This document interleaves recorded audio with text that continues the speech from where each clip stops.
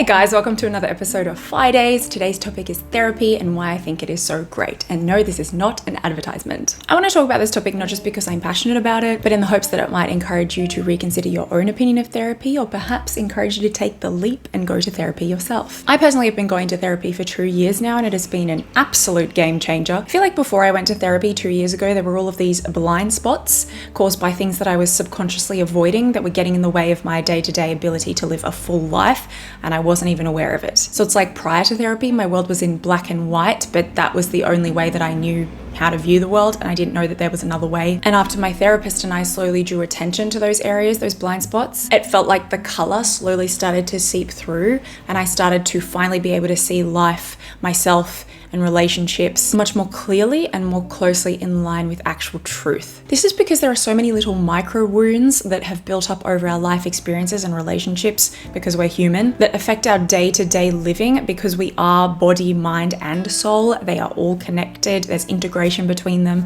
and you cannot separate them no matter how hard you try. This is where I plugged maybe my favorite therapy book, The Body Keeps the Score. You guys have seen this subtly make its way into my videos before. This book goes into all that. High recommend from me. I'm not trying to sugarcoat it. The work of going to therapy can be super grueling and painful, especially when you start to hit those gold nuggets that are life-changing but can really challenge you because they require you to acknowledge a truth about yourself that you weren't aware of, or to revisit a challenging moment from your past, or an epiphany that turns your world upside down because it makes you realize some subconscious pattern that you have that's been hurting yourself and others. Those moments are literally life-changing, and if they make you want to give up on therapy and self-work and mindfulness, then that's a sign that you're human. But fighting through those things with someone who believes in you, which your therapist should, is absolutely worth it when you finally hit that moment where you start to feel a difference. I cannot emphasize enough the internally transformative power of good therapy, in that it strips away all of those lies that are getting in the way of our ability to make actual free decisions with our full intellect, will, and emotions all completely aligned. And being able to do that is true freedom, in my humble opinion. One reason I love therapy so much is that at the very least, it provides a judgment-free zone for you to disclose and offload to someone in a completely confidential and safe space. Of course, it's totally normal to feel reserved when you see your therapist for the first time. You're human. It takes a while to build trust. But as you build the trust, knowing that you have the space into which you can bring those burdens, or just really anything,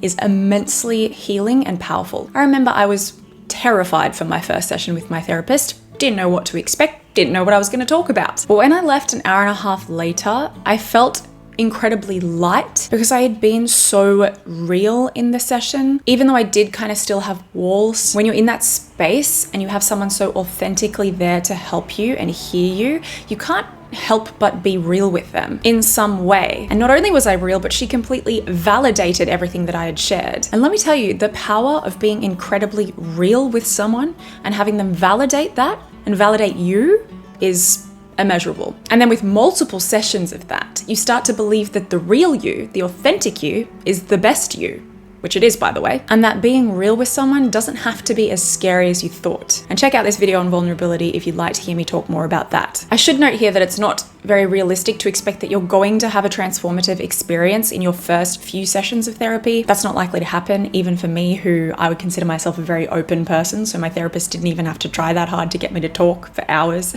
Even clinical psychologists need time to get to know you and for that trust to authentically build. For me personally, it was only on the 5th session that I had my first earth-shattering epiphany about myself. So therapy is kind of a long-term investment, although you obviously can have shorter time with your therapist if there's like one particular issue that you want to unpack, rather than like your entire life experiences and who you are as a person and your sense of identity and your self-esteem and walking through slowly all the different chapters of your life. But yeah, even though it is a long-term investment, as someone who has done it for a long time, I'm a huge advocate of it, and it is totally worth it in my opinion. Another reason that I like specifically talking therapy is that psychologists are specifically trained to pay attention to the particular language that you're using when you speak, to look out for signs that indicate something deeper is going on. I've had a number of key moments in therapy where I'll just be telling a story, and then after I'm done, my therapist will say something like, I noticed that you use this very particular word or particular phrase when describing yourself.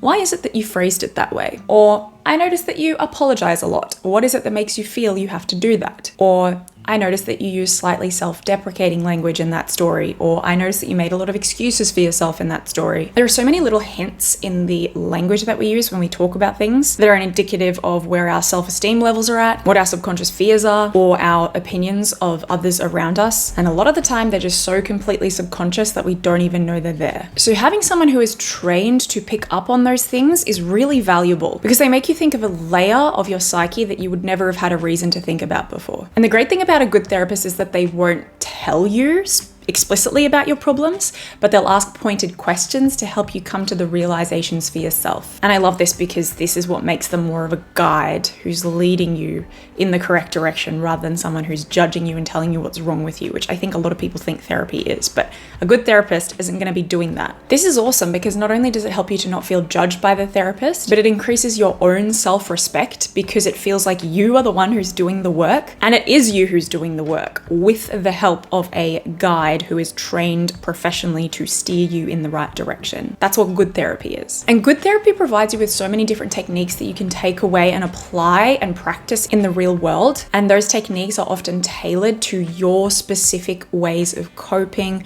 your specific ways of thinking, and your specific strengths and weaknesses. So it's like a customized guide for you particularly that's built up over a period of time and a number of sessions. And each time you use that guide, you prove to yourself that you are capable of doing the work to rewire your own neural pathways, to overcome your subconscious habits, and to ultimately heal.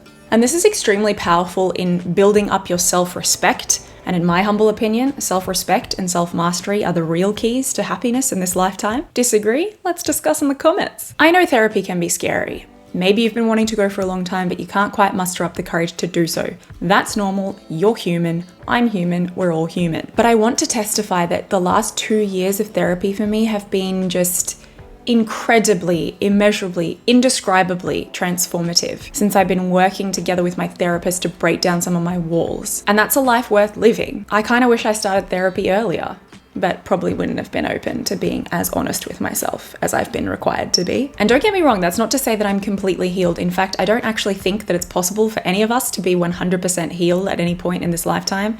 There's so many little different daily things that make us upset or give us wounds, which we then have to process and heal from. That's never going to stop. But therapy provides you with the tools to cope with those things in a way that isn't going to be crippling to your life and your self-esteem and your self-worth and how you treat other people. So even though I'm not completely healed, I am at least at a point where facing my demons doesn't scare me anymore because I've proven to myself that I can do it. And now I truly believe that the way in which I view myself and the world and relationships is more in line with truth. And I'm so much more detached from my wounds because I've processed them and I've archived them in the right way so that they're not scary anymore. And having done that, I can now talk about those things more freely. In fact, one of the biggest fruits that's come out of therapy for me is that I don't even consider my wounds as a defining aspect of myself anymore. That's not to say that I don't still have them, but that's to say that going to therapy has built up my inherent sense of self-worth so much that I know now that I'm much more than my wounds or my past or my weaknesses or my vices or the mistakes that I made because I'm human. I know that because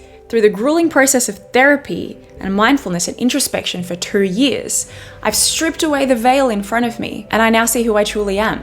And she's great, and she's worthy of love, and she's worthy of redemption and forgiveness and all the good things in life. And so are you, just FYI. So guys, you have the ability to become the best version of yourself. A version of yourself who is far less self-conscious and more others-conscious. A version of yourself who has a more secure sense of identity. And a version of yourself who isn't scared of facing the hard stuff because their self-respect is so high. Is therapy the only way to get there? No, I'm not saying it's the only way to get there, but it certainly helps, and I feel like I'm proof of that. See, if you've been considering going to therapy, but you've not been sure, consider this a push. A casual, light, leisurely push. We love a leisurely push. What's a leisurely push? The final thing I'm going to say is that I know that therapy can be expensive and we can't all afford to go. That's fair as well. But there are so many books, websites, other sources out there that can bring you to similar realizations about yourself and encourage you to take that time for self-reflection and to invest in working on yourself, albeit it takes more discipline to do so because you don't have someone to keep you accountable, but it's totally possible. So the books that have been particularly powerful for me, which I will link in the description of this video, are Forgiving What You Can't Forget by Lysa Terkeurst. This is specifically about forgiveness and how forgiving others can set you free. Be Healed by Bob Schuchts. Discovering Our Spiritual Identity. This one was specifically recommended to me by my therapist and has helped me so much. Obviously, it's spiritual. In fact, both of the ones I just mentioned are also spiritual. Searching for and Maintaining Peace by Father Jacques Philippe. Again, spiritual, but peace is spiritual. Prove me wrong. A Great Divorce by C.S. Lewis. This one's a fictional tale about a bus ride from hell to heaven. I read this in an afternoon. So many great things that encourage you to introspect about the meaning of life and who you are as a person. Obviously, very spiritual. And The Body Keeps the Score by, oh, no, that's the wrong one. The Body Keeps the Score by Bessel Kolk, MD. This is the only non-spiritual one, although you can argue that it is spiritual because all healing is spiritual. Prove me wrong. Now, this book is really, really good. It goes into, and I love the title, The Body Keeps the Score, in that what it's implying is that everything that you go through in life has some kind of consequence, in that it builds up, whether it's in your mind, your body, or your soul. You're going to have to process it and deal with it at some point. Just so fascinating. This guy did a lot of the foundational research into deciding that PTSD was a different diagnosis from things like anxiety or depression and how it differs from those things. It's got like so many diagrams, so many scientific explanations about what is the different parts of the brain. So dense, so dense, but so good in understanding how your mind works and helping you to believe that you do have power in overcoming those problematic or less in line with truth neural pathways. And guys, I just can't even describe to you how beautiful it is to have that realization. The amount of neural pathways that I have rewired with the help of my therapist, like, I just can't believe that 2 years ago I was seeing things completely different. I saw myself completely differently. I was enslaved by all of these thought patterns and habits and ways of thinking that I didn't even know were there, or that there was another way to be. But there is hope. There's so much hope for healing, and there's so much hope for you respecting yourself and for leading a really good life. Yes, the work is so hard at times, but it is so incredibly worth it, and you can do it. Even if you can't afford therapy, just reading stuff like this and taking the time, making the active choice to spend 5 minutes of the day in contemplation, analyzing yourself, thinking about those things that are really important. How am I treating my loved ones? How am I treating myself? What's my opinion of myself? Where's my self-worth at? What's my self-image? What's my image of others? How many times do I think about myself in the day versus others? These thoughts are beautiful and valuable, and they will escalate over time, because I like to think of psychological development as standing in a river, in that you have two options: to go with the current or fight against the current. The hard psychological work of therapy is what I would consider pushing against the current. But if you're standing still, it's impossible to stand still in a strong current. You are either pushing against it, or the current will inevitably be pushing you. So you're either going forwards or you're going backwards. Pushing against the current is hard, but the waters will still eventually. I can't carry this metaphor much further. Anyway, it's probably enough FI from me. Let me know your thoughts in the comments. As always, you guys are great. Thank you for sticking around for this video. I hope you got something out of it, and I hope that I've provided some food for thought for you, or at the very least, a different way to look at yourself in your life today and see yourself as a valuable person who is worthy of dignity, love, respect, and all the good things that this life has to offer. So thanks for listening, and I'll catch you guys later. Bye.